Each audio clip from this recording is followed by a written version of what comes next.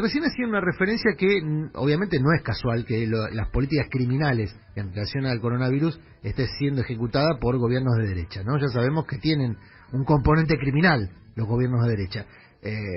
Lo que pasa es que ahora se puede ver en cadáveres, ¿no? Se puede mensurar en cadáveres. Ahora, ayer Chile dictaminó una cuarentena total para Santiago. Brasil está explotado con un gobierno al que le vuelven a caer rumores, versiones de suplantación por parte del actor criminal. ¿Qué hay que esperar, digamos, de esta situación en Brasil? ¿O qué estás observando vos? Mira, Brasil yo creo que tiene una situación muy atravesada por un quiebre social.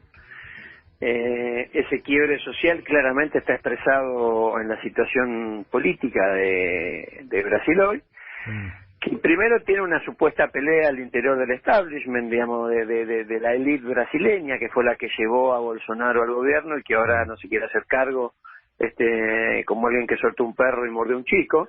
Y en realidad Bolsonaro resiste su condición de presidente electo democráticamente, que lo es más allá de lo que nosotros opinemos sobre eso, y para eso está utilizando todas las herramientas vinculadas a lo que son las demandas de sus adherentes actuales, que tampoco son pocos, y que podríamos denominar que tienen 4 grandes afluentes, los adherentes que aún conserva Bolsonaro por encima del 30% de la sociedad, con una característica que también, digamos, ayuda a intentar entender, pero no a justificar, esta idea que tiene él de la resistencia absoluta al confinamiento.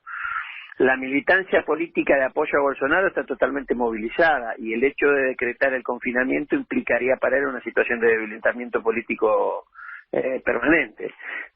Bolsonaro hoy se apoya básicamente en lo que son los sectores evangélicos, en los sectores de la policía, digamos, el grueso de las fuerzas policiales adhieren a sus ideas y a su política.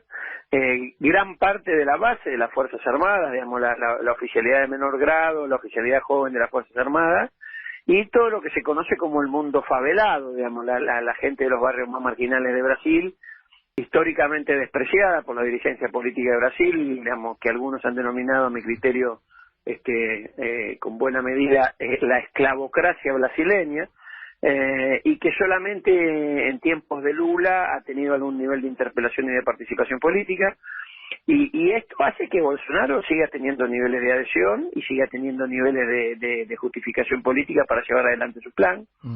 Hay situaciones que se van dando, pero esta idea de pensar que un conjunto de neoliberales ilustrados, que podríamos citar básicamente en su exministro de Salud Mandetta, en su exministro Sergio Moro y en su próximo exministro Pablo Guedes, como esta idea de una derecha más bien educada y con menos discurso de brutalidades, pero con el mismo nivel de salvajismo político y financiero, no pareciera ser la alternativa. Digamos, yo lo que veo que los únicos 2 dirigentes con niveles de adhesión popular que tiene Brasil hoy son Bolsonaro y Lula, y el tercer actor en discordia, que son las Fuerzas Armadas, hoy da la impresión que acompañan a Bolsonaro, y mientras eso no se modifique, y con estos niveles de adhesiones que yo te planteaba anteriormente, no pareciera que vaya a haber grandes modificaciones. Hay una investigación judicial en curso, bastante, si uno la mira un poquito detrás de la cáscara, bastante extraña, porque de hecho Celso de Mello,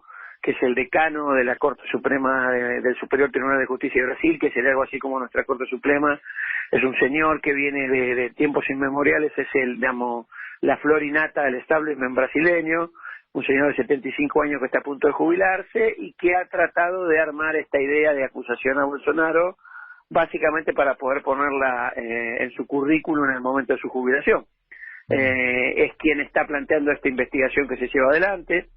Hay rumores de que habría aparecido un video que nadie vio sobre acusaciones explícitas de Bolsonaro a los miembros del Superior Tribunal de Justicia, que de todo modo tampoco tendría mucho de novedoso, porque Bolsonaro lo plantea permanentemente en términos públicos. De hecho ha hecho marchas para que se cierre el Superior Tribunal de Justicia, y quien tiene que decidir la acusación es un señor que se llama Augusto Aras, que es el fiscal general, el jefe de los fiscales de Brasil, el jefe de los fiscales federales, que tendría que plantear la acusación a Celso de Mello para que éste enviase el pedido de impeachment al Congreso.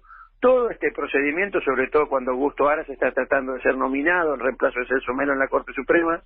Yo por lo menos en particular, Adrián, lo veo muy poco probable, y me parece que Brasil va a seguir en este formato, a excepción de que las Fuerzas Armadas decidan impulsar la renuncia de Bolsonaro y que el vicepresidente Hamilton Mourão asuma en su lugar. O sea, ¿no ves posible entonces el famoso reemplazo del presidente por el vice, que es algo que de tanto en tanto se alienta, ¿no? De tanto en tanto algún medio influyente, de esos medios de círculo rojo, como se conocen algunos medios, que no son masivos, aunque en Brasil los números son tan exponenciales que hay medios que pueden vender 150.000 ejemplares y no es de todas formas un medio hipermasivo, que de tanto en tanto vienen con esta historia. Vos no lo ves por lo menos en el corto plazo, o bueno, es una posibilidad entre tantas, digamos. No, de hecho hoy las Fuerzas Armadas tienen un acuerdo con Bolsonaro. Que no, claro, pero no ves el reemplazo, digamos. Lo que yo no veo es esta idea de que, de ninguna manera yo veo de que Bolsonaro vaya a ser sometido al impeachment en el Congreso, como fue Dilma Rousseff. Eso para mí es absolutamente... Bueno, la especulación es que se declare la insanía, lo cual, no sé, como... Digo, Brasil también ha dado muchas muestras de exotismo político, ¿no?, en su historia. No sé si ha llegado al extremo. En realidad me parece que, digamos, lo que vos señalás, que es cierto, digamos, hay un sector, digamos, sobre todo lo que tiene que ver con la gran burguesía de San Pablo y de Río de Janeiro, que fue determinante en el acceso al poder de Bolsonaro, que está mucho más preocupada por las atrocidades verbales de Bolsonaro que por sus políticas públicas. Entonces están tratando de poner a alguien que haga lo mismo de Bolsonaro, pero aparente niveles de prolijidad mayor, perdón. La lógica historia donde las formas son más importantes que el fondo de las cosas. Yo creo que, como se dice en el barrio, Bolsonaro les tiene picado el boleto, y en realidad no da la impresión que ninguno de los emergentes de ese sector más prolijo, sea Sergio Moro, sea Pablo Vélez, sea Mandetta, tenga ninguna posibilidad de representar la continuidad de Bolsonaro, porque ninguno de esos sectores tiene ningún nivel de representatividad política. Cuando vos te retrotraes a lo que fue la elección presidencial, el candidato originario de toda esa gente era Geraldo Alckmin, no era Bolsonaro. Geraldo Alckmin hizo una elección catastrófica donde salió cuarto, y esa es la representación real de los sectores que desde la derecha más financiera organizada cuestionan a Bolsonaro. Con lo cual, digamos, a mí me parece que la única chance que tendría este sector de construir una alternativa de poder, en mi opinión, es construir un nuevo frente, entre comillas, de salvación nacional, incorporar a los sectores representados por Lula, nominarlo a Lula como la referencia de esta situación y plantearse una confrontación Lula-Bolsonaro. Sí, pero Lula dijo que no quiere. Si esta no es la confrontación, digamos, la situación de Brasil yo la veo muy parecida a la actualidad, transitando en el futuro de la misma manera. ¿Pero vos le creés a Lula cuando Lula dice que no quiere? Obviamente no. Va a haber un operativo clamor, digamos. Él está planteando básicamente una disculpa histórica de todos los sectores que lo persiguieron y lo encarcelaron. Y claramente... ¿Qué final, perdón, no? Pero qué final esa Moro-Lula, ¿no? Porque es el candidato de... Yo a Moro no lo veo en ningún escenario de alternativa de poder. No lo ves. Porque todo el mundo lo está poniendo como Moro es a la política brasileña lo mismo que Bonadío a la política argentina. ¿Sí? ¿No estás seguro? Absolutamente. Hay una cosa de sobreestimación de pensar que determinados sicarios judiciales o determinados periodistas de ocasión pueden constituirse en referentes políticos sociales. Eso, salvo en países muy chiquitos y de escasa envergadura política, no sucede. Mirá que tiene un sponsor importante, Moro, ¿eh? Sí, pero Bolsonaro tiene uno mayor que se llama Donald Trump. ¿Y quién te dice que Moro no tiene uno de la misma latitud? Bueno, pero tiene que ganar en Estados Unidos antes de eso. O sea, si yo fuera asesor de Moro, me preocuparía más por la elección de Estados Unidos que por la de Brasil. Mira, Marcelo... En la medida que Donald Trump obtenga la reelección, el futuro de Moro es volver a escribir libros. Acá Tonietti, el conductor del programa que sigue, el amigo Daniel Tonietti, nos corre con la vaina legal y dice no puede ser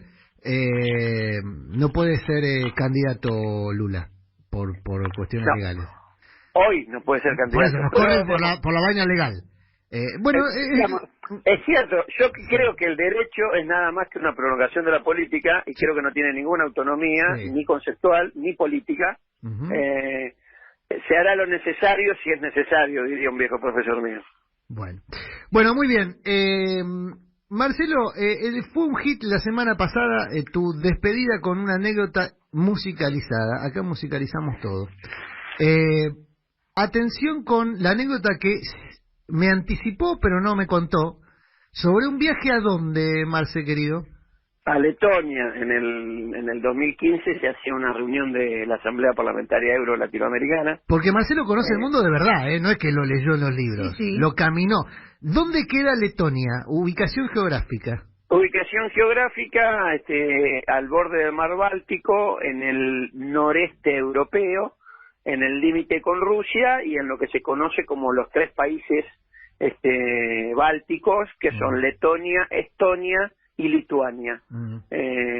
Letonia tiene una larga tradición de sometimiento, ha tenido matanzas generalizadas. En algún momento, entre las guerras mundiales, fue sucesivamente ocupada por Alemania-Rusia a lo largo del tiempo, y ha tenido una situación de extrema desaparición forzada de su población masculina. Ha tenido mucha inmigración, es un pueblo muy sojuzgado, muy triste, que le resulta muy difícil mantener su identidad y que, digamos, se incorporó como uno de los últimos a la Unión Europea y hoy es casi, lamentablemente para ellos, una provincia alemana. Sí. Funciona de esa manera. Y bueno, ahí se hizo, allá por el 2015, una reunión de la Asamblea Parlamentaria Euro-Latinoamericana, que es un ámbito que contiene a parlamentarios de América Latina y de la Unión Europea para armar agendas comunes que casi siempre fracasan. Claro. Y en ese marco yo anduve por allá en el 2015 y una señora periodista, sí, para que vea que los periodistas también le puede ir bien, así que no deje de pensar en tu candidatura, Adrián. Conozco varios que le han ido muy bien, muy bien. Una señora que se llamaba sí. Inara Murnies, sí, una periodista muy antirrusa y muy famosa en Letonia. Sí. La presidenta del Parlamento y la anfitriona de esa reunión en el Parlamento de Letonia se llama Sayema. Pero vos decís que le fue bien porque se va presidenta, porque Mañeto, por ejemplo, considera que eso es un cargo menor. Yo sabía que Mañeto era periodista. No, pero digo, considera que es un cargo menor. No sé si le fue bien. Hay gente, bueno, no importa, es otra discusión. Bueno, pero entonces estabas en Letonia, 2015. La presidenta era una periodista. ¿Y qué pasó? Y se hizo una recepción musical para todos los invitados internacionales que participaron en esa reunión. Sí. Y ahí tocó un muchacho que sería una especie de ícono del rock letón, un hombre grande ya, que se llamaba Ivo Fomins, muy pintoresco. Y si te parece, nos despedimos hasta la semana que viene escuchándolo. Entonces nos despedimos. A propuesta de nuestro experto en mundo, Marcelo Brignoni, vamos a escuchar a Ivo Fomins. Ivo Fomins. Un abrazo grande, Marcelo. Hasta la semana que viene. Para Fabián y para vos, Adrián, un abrazo grande.